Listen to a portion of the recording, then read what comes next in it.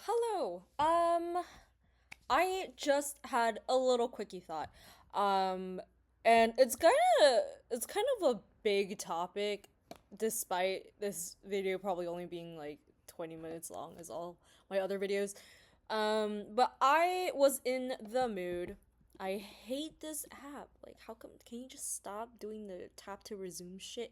Anyway, I had this silly little idea that I wanted to read some English um language or English written crime thrillers, and it's gonna be gay. Okay, I love that stuff. I love it when it's like the danger, the suspense, the buddy cop kind of thing, partners in crime kind of thing. I love that crap. And I was looking through a list because I like the list. I like it when people make a little list to give me some recommendations. And I realized a lot of these books had, were tackling like um hot topics like being transgender in a small town, or being a cop but gay, and there's like anti-gay sentiments or something like that. And I was just like, huh.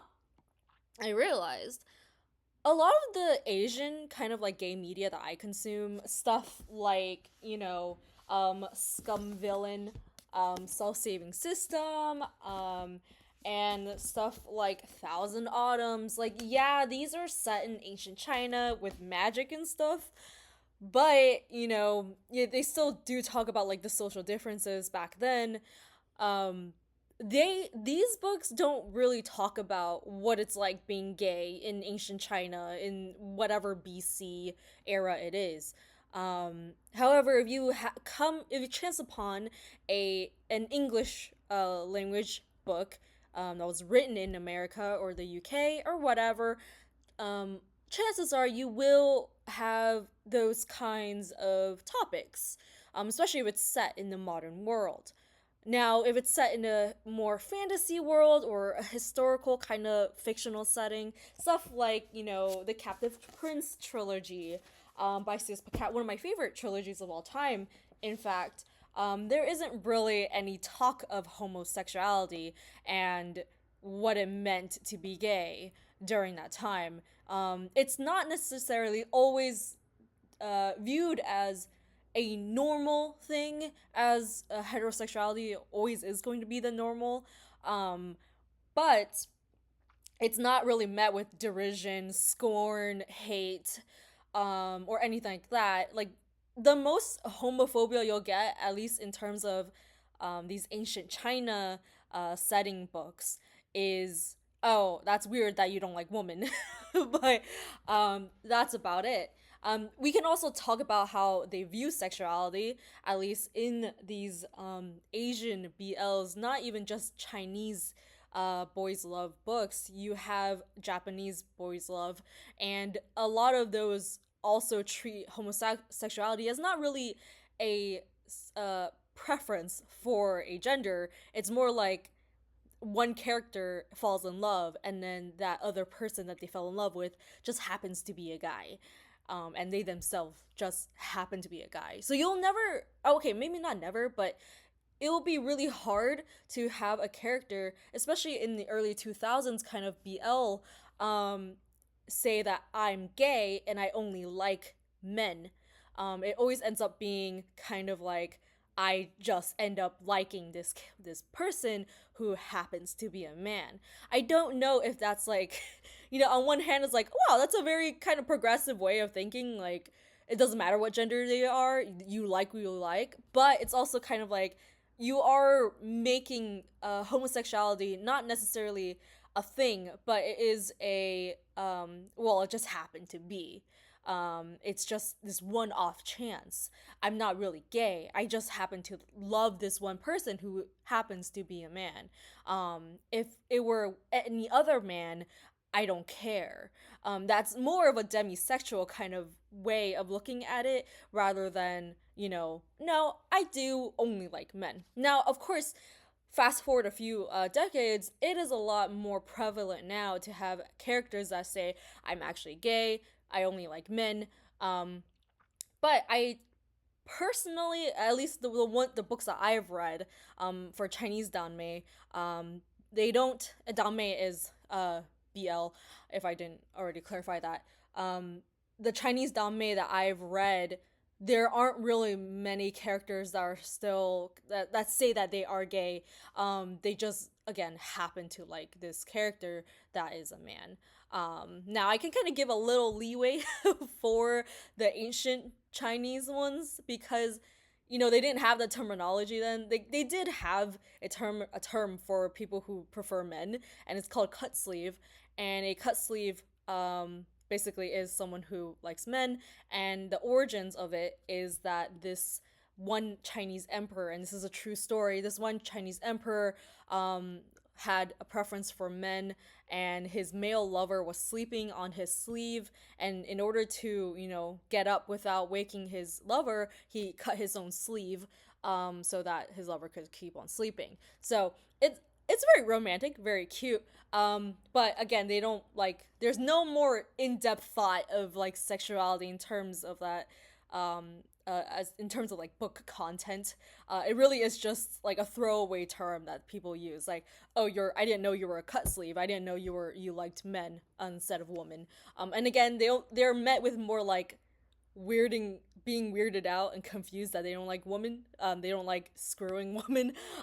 Which is like, I think, like, okay, whatever. It is going to be a norm, and if you do something that's not the norm, people will still be like a little weirded out. But it's not like to the point where you get hunted down for your homosexuality, right? So I just want to touch on that just a little bit. I love reading Danmei. I think it's great because it is teaching me a little bit of my. I personally am not like Chinese. I am Taiwanese, and I possibly might be Aboriginal Taiwanese. Like, jury's still out on that one. But I like reading about this stuff because it's like a whole new culture that I don't really know. But I also like I do dabble a little bit in English speaking or English written gay books. I've read Song of Achilles. I've read again Captive Prince. I've read The Foxhole Court. I don't know if it really counts, but The Dream Thieves by Maggie Stiefvater is technically a BL, but romance is definitely not the focus of that book. So and also there are like books on the horizon that I would like to read, especially those that were written pre Stonewall. And I would like to brush up on history on regarding like gay rights. So anyway, if you guys have any recommendations of like originally English language books, please give me some recommendations. I love that stuff. I don't really care how dark it gets. I think my line that I don't like is like gore and cannibalism. I don't like those two things. So if there's anything like that, I would love to read it. I probably will read anything. I think I just love I do love slow burn. I prefer slow burn. And I don't like it when the main character is pining. I like it when the love interest is pining, okay? I don't like it when the main character is. Um, yeah, I think that's it. Thanks, guys. This was a much longer video the first time I filmed it, but I was like extremely sleep deprived. So I forgot to interject here. I Speaking of like gay novels, I have a quick little thing that I think is kind of controversial, but you know how like people don't like fujoshis, which are like people who really like gay media, and I'm one of them. Um because it's like, oh, well, they don't like reading lesbian novels and it makes them misogynist and inherently, and I'm still quoting here, oh, consuming only gay media with only male like love and like male couples male couples is like inherently misogynist because there's no woman. That means you hate women. It's so gross. Blah blah blah. And I just haven't like I've tried to read gay book. I mean lesbian books, and there is one I did like, and I need to like I can't remember. Okay, we're gonna have to find it. We're gonna have to find it. Okay, new private window. Okay, what is that freaking book? Oh my god, oh my god, oh my god. Alexis, vampire lesbian book. I'm sorry. There it is. House of Hunger. This was actually like I think it was really good. I really liked it. Like I was reading it and I could not put it down. I was like, what is gonna go on? What is gonna go on? There's like, you know, actual sexual tension between the two characters. Anyway, I liked this book. House of Hunger was really good. And there was another one called like the Saint's Hand, like Saint's Hands or something. Saint's Hands. It was like Harlem, like Renaissance kind of era. Let me see. Let me find this book. I don't. Why is this so bad? Trouble of the Saints. There we go. Trouble of the Saints by Alea Dawn Johnson. At the dawn of World War II. This was good. Like I was so surprised that this book was like 3.37 stars. Like I liked it. It was like definitely like a 4-star for me. And then yeah, even House of Hunger was like 3 point. And okay, another hot take I would say is that Goodreads always has low ratings for POC characters, POC driven books. It's always like that. I wonder why. The day that people realize that you don't need to relate to the characters in order to like the book is gonna be the day that cows fly. Anyway, so going back to it, lesbian books. I've tried reading them. I even like tried to read this freaking Devil Wears Prada like fanfic of I don't remember the character's name. I just Anne Hathaway and Meryl Streep character. And I was like what? I was like honestly 10 chapters in, and I was like there is still no sexual tension. It was just, you know, the boss is a bitch, but she's sorta nice to the main character. And I was like, God, come on, guys. Like, if this were a BL, it would be, I wouldn't say they would be kissing. I would say, like, there would be at least some higher stakes than this. Like, I don't know. I watched this video about, like, why lesbian romances or lesbian books are, like, not that good. And I would put in the description below because I really liked it. And was like, these are some very interesting points. But yeah, like I need to read more. I think honestly, the problem with like lesbian romances, like not lesbian YA or like lesbian thriller or whatever, is that they just can't write just the romance. You need something else. Like the Don May that I'm reading, like all of these books, they all have like political drama. They all have like something in the background that is driving like character development and plot. And these like they don't really have that in these lesbian books.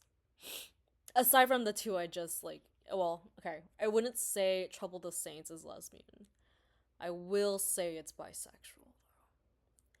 But going back to it. Oh yeah, and like one last thing, this just came to my mind. So I read, of course, like I read straight romances as well. It's not even like they're not really straight up romances though. I hated Bridgerton. It was not good. I was like, one of my few forays into straight contemporary romances. I did not like. It's so boring. No, actually, Bridgerton is just bad. So I have another hot take about like straight romances. Why I tend to like lean towards books that have like a gay romance at the center, or it can be a straight romance, but I need to have something else going on. There has to be something like it has to be set in a space opera. It has to be like a princess is fighting for her crown, or some big high stake thing is happening in the background, and then there is sometimes romance. I need that because it adds flavor and spice to it. Because if I just read a straight romance, then I already know what's going to happen. I know all those tropes. I've read so much. I've watched and consumed so much straight media. I know every single trope, okay? Every single beat of a story that I could possibly go to. Oh man, this character might have cancer, this character might die, or ooh, this character has mommy and daddy issues. Guess what? The male romance, the male lead in almost every single like contemporary romance or like even YA contemporary romance has like daddy issues. And I remember texting my bestie, I was like, why do they all have freaking daddy issues? Like, that's their biggest flaw, is that they have a daddy issue. And we theorized, or at least I theorized, was that like they just need to introduce some kind of like weakness or character flaw for this character to like actually be important, like, or to actually be three-dimensional. Otherwise they're just a hot Wattpad boyfriend. Like, I tried to read Float. Guy has daddy issues. I tried there's like this other frick, oh yeah, this book called Duff, like that the movie was based off of, has daddy issues. Even the iconic To All the Boys, the dad, like the guy has daddy issues. They all have daddy issues, my god. And so this all adds up to the point where like, I cannot read like a straight romance anymore because it's just the same crap over and over and over again. The girl somehow, like, this is not all of the books obviously, but like the girl is always the one to like kind of fall first. The only like other this is the only contemporary romance that I genuinely love, and I remember the name. That's how much I like it. Ooh, wrong one. Wrong fucking browser. So the Perfect on Paper, I love Perfect on Paper. It hits all of the things that I like, okay, in one. So she's like actually says she is a bisexual, and she does actually act like a bisexual. In not like bisexuals like act a certain way, but it's that like she actually has, she is in love with her female best friend, and then and then like gradually she falls in love with like the guy. And this isn't like, I don't think this is by erasure. I know there's a lot of books that do by erasure, Carry On being one of them. And this isn't, because like a lot of the book actually does talk about her feelings for her best friend. And you know how like in Carry On, the main guy like literally has I think he had like a wet dream, or like he feels sexual desire for his girlfriend Agatha. But then the author, freaking Rainbow, says no, he's 100% gay. Like, you can't tell me these two things. He has sexual desire for Agatha and then say no, he's like 100% gay, men only. You're like, it's doing the thing where I complained about how like in gay, you can't even see my face, sorry. Is that like how like in Asian BLs, like the character isn't gay but they just happen to fall in love with a man. It's doing like that. It's that, like, oh, he's not, but it's like the opposite. It's like, oh, he's not bisexual, he's gay, but it's like, but he literally had a sexual attraction towards a woman. So, can you make that make sense, Rainbow? Anyway, I'm just here to say Rainbow Rowell is like for little kitty Fujoshis. And if you want to graduate from kitty Fujoshi, you go read Captive Prince. Okay, bye. That's it. That's my last addendum. Sorry.